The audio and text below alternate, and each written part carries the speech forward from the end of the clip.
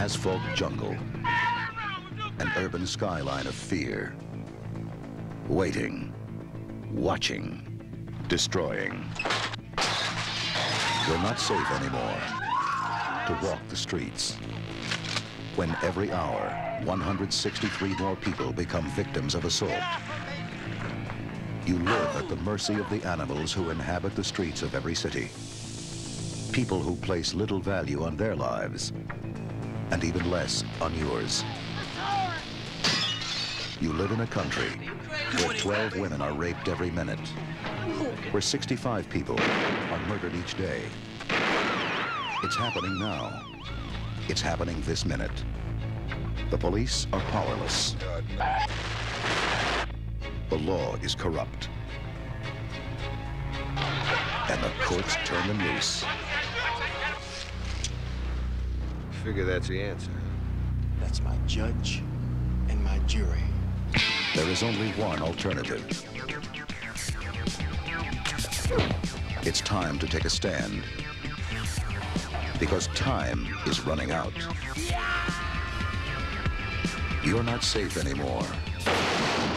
Their numbers are growing. And you must wage a war to eliminate the problem. Yourself. Vigilante.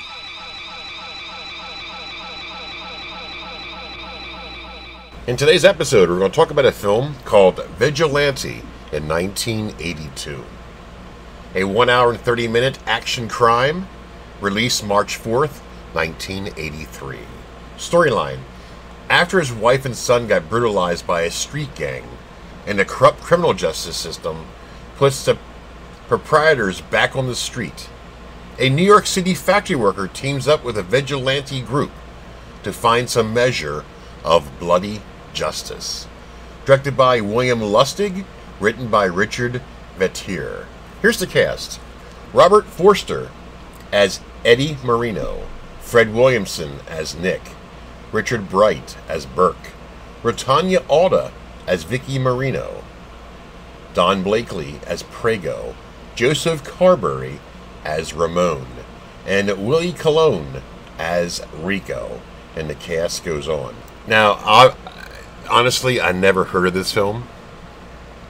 I'm very familiar with William Lustig, of course, because of the Maniac Cop franchise. I really enjoyed this film. Now, in 1982, we also had Death Wish 2.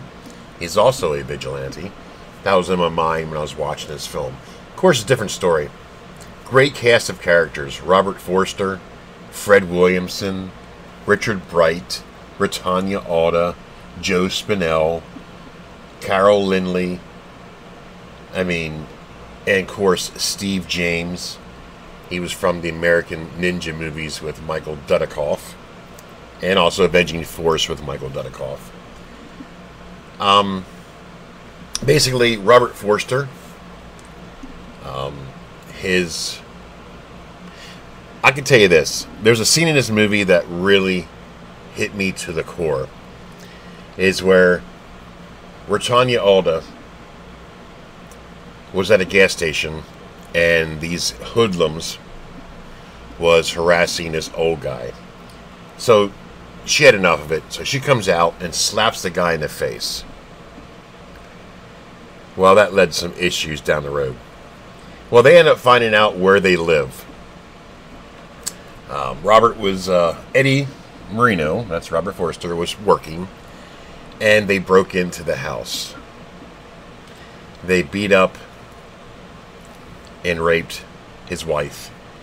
But one of the scenes that really flipped me out the most was the boy ran upstairs, was in the bathroom, in the bathtub, and this guy comes up there looking for him and shoots him.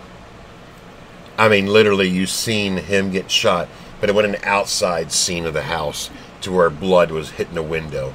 That scene really freaked me out. Not freaked, but you don't see it, and I was shocked.